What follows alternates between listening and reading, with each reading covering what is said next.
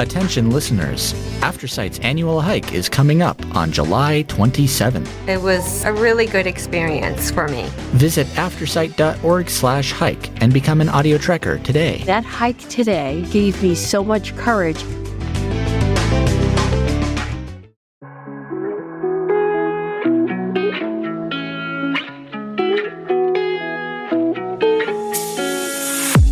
You're listening to an AINC original podcast. We believe you don't have to do life without a compass. Let us be your guide on this amazing journey. Welcome to Navigating Life with Vision Loss. Hello, I'm Kim Wardlow. I'm your host for Navigating Life with Vision Loss. And we are now in the month of June and talking about adapting to vision loss, because people lose their vision at all different ages and need to adapt. Not everyone grows up learning all the skills they need. So we're going to talk this month about adapting to vision loss and starting the month with a 2-part series called Facing the Future, Understanding and Coping with Early Stages of Vision Loss. And I'm really excited for these 2 episodes because Rebecca Shields is with us, and I've known Rebecca for forever, probably for 20 years or something like that. And I ran into her at the 50th anniversary, 50th birthday party for the Colorado School for the Deaf and Blind in April, and kind of reconnected. And she's been working in this area for many, many years. So I'm very happy to have Rebecca joining me today. And this is part of what AfterSight really wants to do for folks, is to be able to help connect people. We don't ourselves have all the answers, but through our podcast, we're hoping we can provide you information as you're living life with vision loss, and connecting you to other resources as well that may be of help to you. So I think that's a big part of what these 2 episodes are, really giving you some information from someone who has both personal experience, life experience herself with vision loss, as well as helping others as they're adapting to vision loss. So Rebecca is a native of Colorado. She was born prematurely and ended up with too much oxygen in the incubator, which left her with glaucoma and vision loss right as a baby. And at age 5, she started her education at the Colorado School for the Deaf and Blind. She's worked in a variety of areas since she was 16. She holds a graduate degree in mental health counseling with an emphasis in social work. Rebecca is the mother to 5 adult children and 5 grandchildren. In 2008, she became the founder and owner of New Vision Professional Services, providing education, social emotional support, orientation and mobility class, and more to the blind and low vision community. They assist individuals who are struggling with vision loss, acts of daily living, and who want to continue the quality of life that they've had. Rebecca is a member of both business and personal organizations at every level, city, state, and national. It's not what you see, it's how you see it that matters. So welcome, Rebecca. I'm glad to have you with me today. Thank you, Kim. I'm happy to be here. So, and I know it's a little bit tough because people, as I said, lose vision at different stages. Sometimes right away it's an accident or it's something that's caused the vision loss and it's a sudden thing. But frequently, especially with many of our listeners who are older adults, it's something gradual. Are there signs people should look out for, or signs maybe in children? Obviously, in your case, you were very young and they knew right then, but signs that people should look for in terms of the first signs of vision loss? I believe that there are signs that often lead people to seek help, either with the licensed ophthalmologist or perhaps sometimes people don't know where to go to find a good eye doctor. So talking with another professional in the field or getting help through an organization sometimes can lead you to some answers. I've worked in this field of human services now for about 45 years in many different ways. And I've worked with parents who are visually impaired or blind and have sighted children or have blind children themselves. Also with parents who are sighted and find out that their children do have a vision problem. And so I've been on both sides of the fence. I think probably learning about children, and particularly your own child, is something that we never are prepared for totally. Many things can happen. When children are born and for example, premature, and now they know that oxygen does contribute to that. But if they start asking questions about some things that can happen after a child's so premature to physicians, I think that's a good start. And what about for individuals who might be adults and older and they've been sighted for all of their lives? And I think we don't always want to admit maybe that we're having difficulties, but just in terms of having early detection and eye checkups and things that people might be looking for as they're older, even if they've had good vision, that might be signs that they're starting to lose some vision. Yes, and that is often quite a alarm for people when they discover they're having some issues and they never thought it could be happening to them.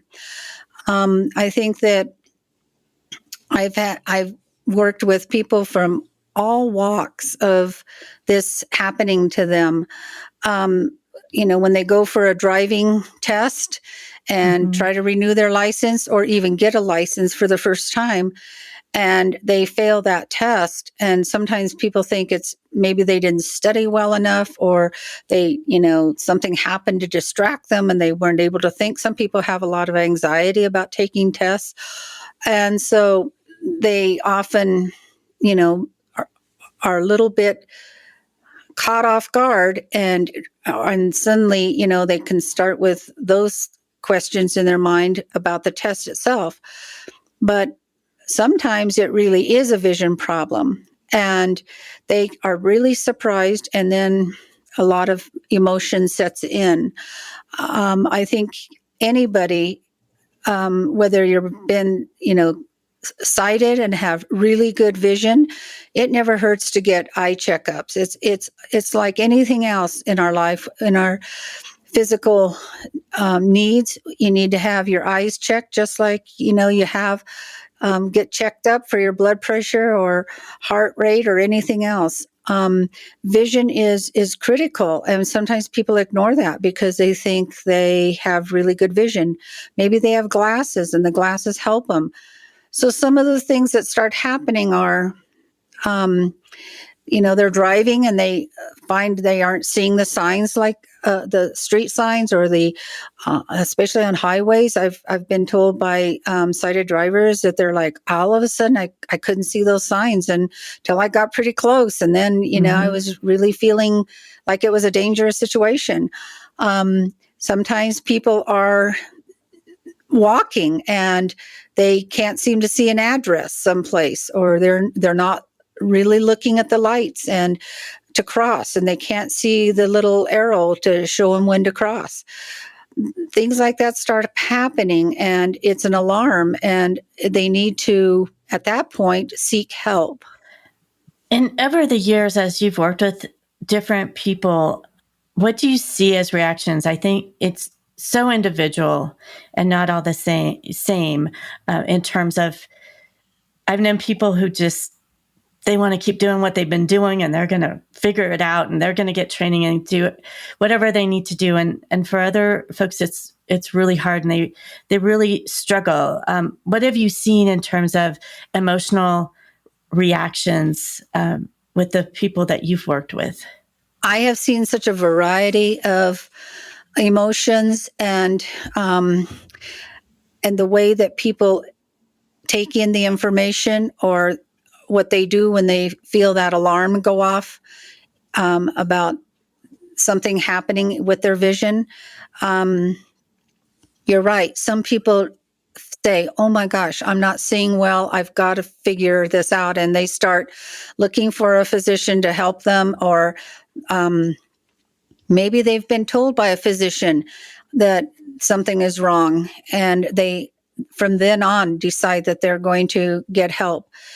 Others are in such denial that they have been told by their physician, and there are lots of remedies to try to help save vision, and they're going to try all of those before they really think about the other outcome, which is, well, I can do medically everything possible, but what happens after the medical part doesn't work anymore and I end up losing most of my vision or all of it? And that happens sometimes with medical intervention. It depends on the eye condition.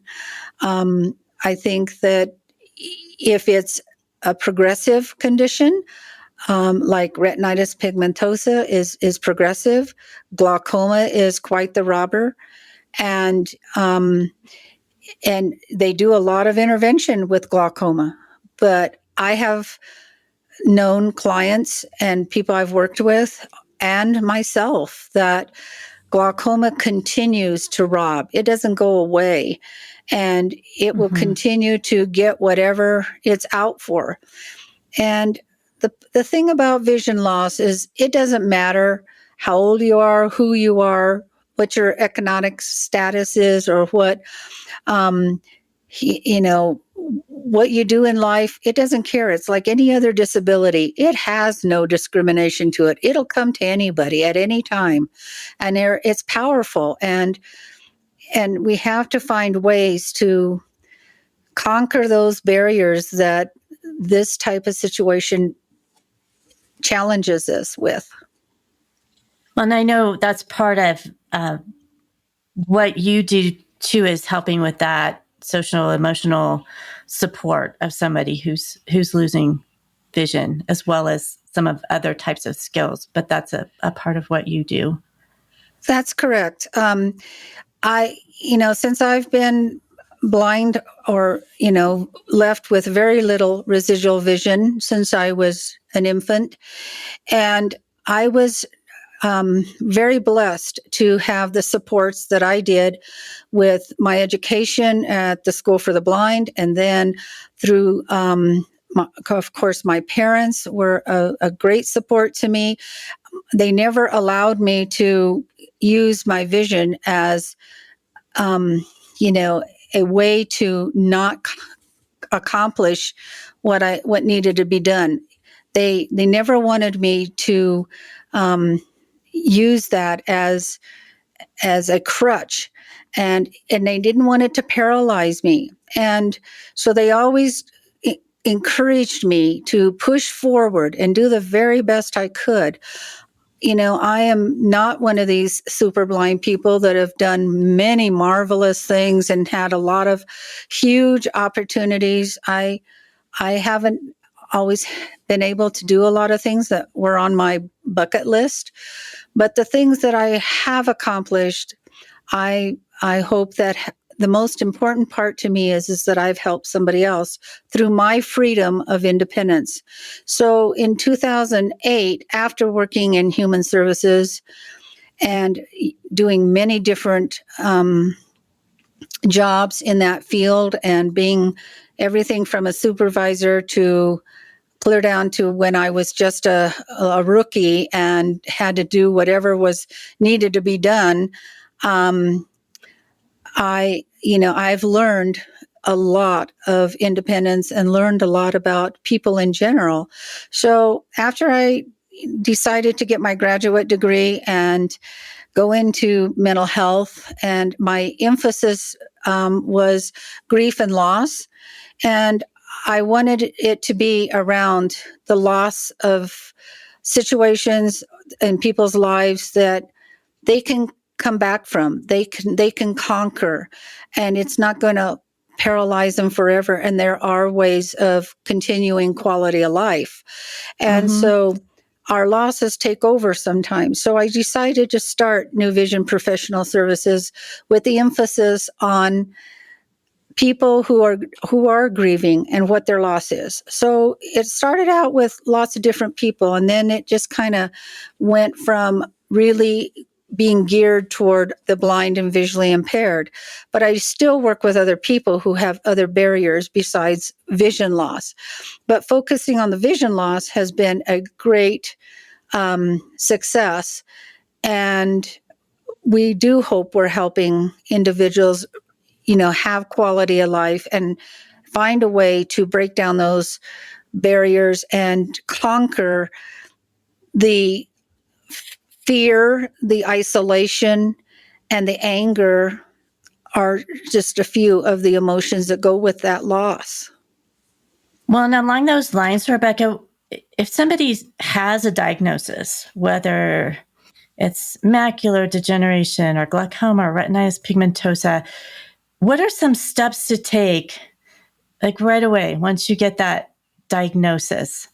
I know it can be tempting to wait if your vision isn't, you're not losing vision rapidly, but what would you recommend to folks once you have that diagnosis of what steps they might take to prepare? I think the first thing to, figure out is what is the person needing at the moment. So there's a big difference in what a child might need if they're having difficulty in school, if they are having difficulty with peers, and it's because something's happening with their vision, and then you find out your child does have a vision loss. Seeking information is a little different than it is for the senior who's, 80 years old and is told, well, you do have macular and things look really, serious here. I don't know how long you'll be able to do certain things, certain tasks, or how long you'll be able to read print. And then the client says, well, I can't do it at all right now. And the physician says, oh, well, you better think about Braille, or you better think about what you're going to do.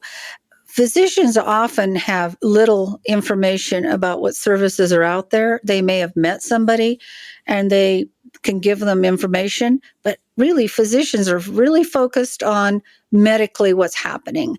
And they often forget about how to direct people toward some really concrete services that will, guide the person other than medically. So that's where we come in. I try to connect with lots of different physicians, give them information about what we do, and we're well known in the community.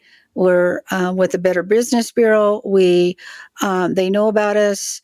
Other services, Department of Human Services, vocational rehab, and social workers. I've talked with them at hospitals, and we really try to connect so that they can then guide somebody when they figure out that the client or the person is seeking services or needs services. Maybe they're not looking for them, but the professional can say, I really believe this would help you.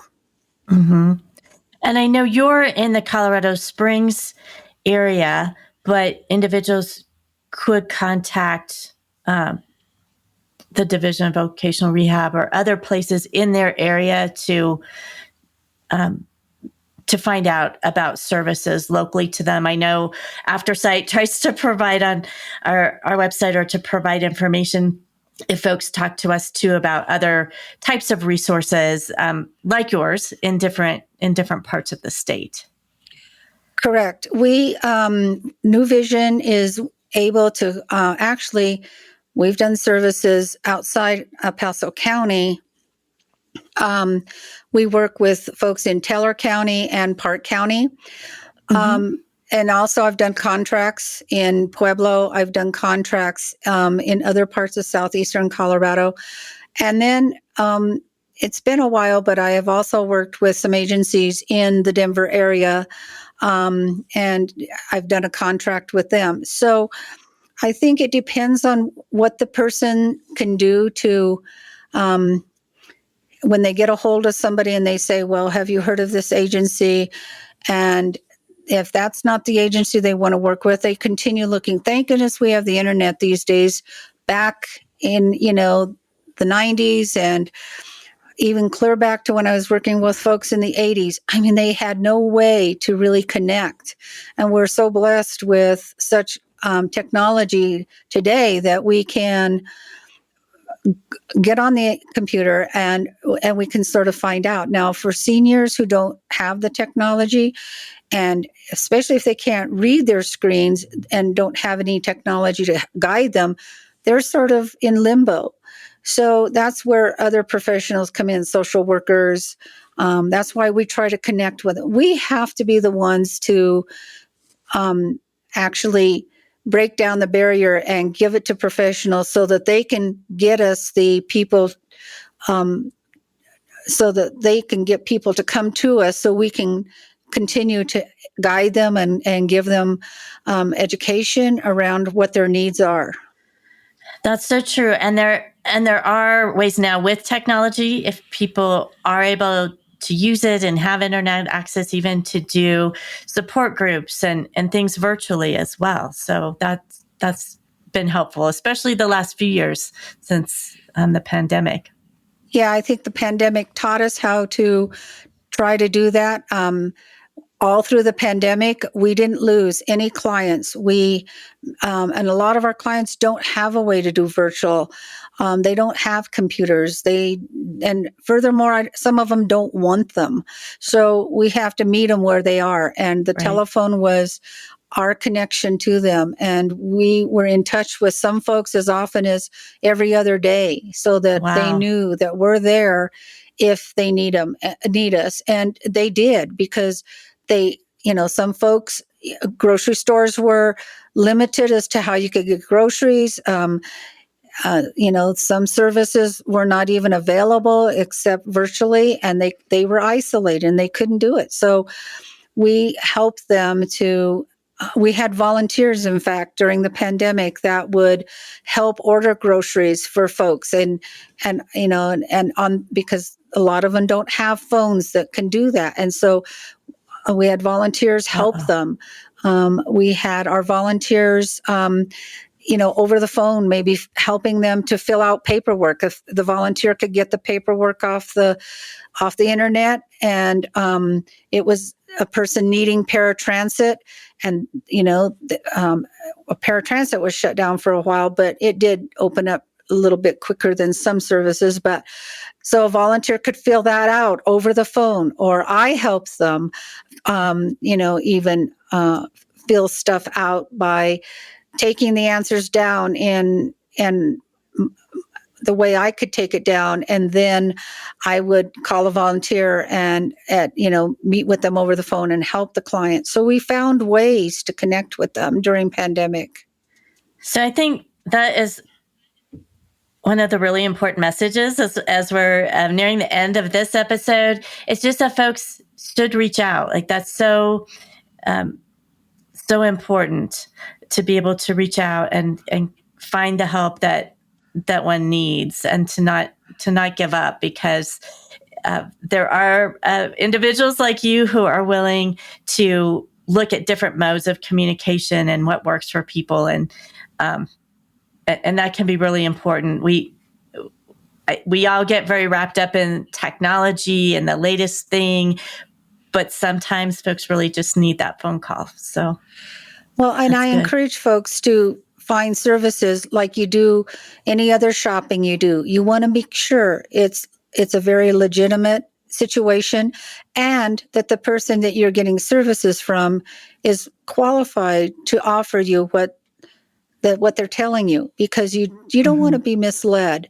So that's the one thing all of our staff have degrees and have had lots of education and are, background checked and everything. So we certainly want folks to find agencies that are the same way and that they're well known and that they are listed as a very stable and healthy agency to be with. Very good advice. I think we're always having to do those checks and be on our guard with so many different things in our lives now. But certainly if you're trying to connect and get assistance, you want somebody who is trained properly and, as you said, is background checked and all those types of things. Well, Rebecca, thank you so much. I know you're going to be joining us for our second session this month as well. But this has been great, just talking about some of the signs to look for, whether in children or as one is an adult or older adult, to look for and getting those regular checkups just for your eye health, to be able to identify if there is some vision loss or something. Maybe there are medical solutions, maybe it's just glasses, but sometimes it's something more, and looking at what options there are, dealing with any emotional or psychological things, just knowing that there's a whole range of emotions that people feel and everyone's different, and that's okay. But to reach out and be able to get the help that you need to get past that so you can continue to live a high quality life is so important. So our next segment next week, we'll continue on and we'll talk a little bit more in depth about things like orientation and mobility, guide dogs, other types of mobility aids, training, schools for the blind, other training programs, and then just the technology and daily living aids, because that really can range from something very simple and low tech to all the latest and greatest that we see out in the marketplace now. So thank you so much, Rebecca, for joining me, and I look forward to talking to you again. Thank you for having me. So thank you for listening. We hope this has provided you some information that will be helpful. Please subscribe to our podcasts. We always appreciate reviews, and follow us on social media. You can find out about everything that is going on at AfterSight through our social media, including our hike that is coming up, our 4th annual audio trekker hike that's coming up on July 27th. So be sure to check out our social media as well. And we hope the information you received today helps you to navigate your life with vision loss.